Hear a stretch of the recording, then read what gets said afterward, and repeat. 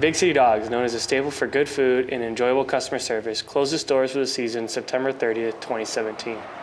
Waiting for its reopening, and students are starting to become impatient. I regret to inform you that Big City Dogs will no longer be serving the Olivet community after closing its doors for good April 10, 2018. Big City Dogs brought that old school restaurant feel of simply allowing its customers to drive up their car to the restaurant and order from one of their many specialty hot dogs or even specialty hamburgers.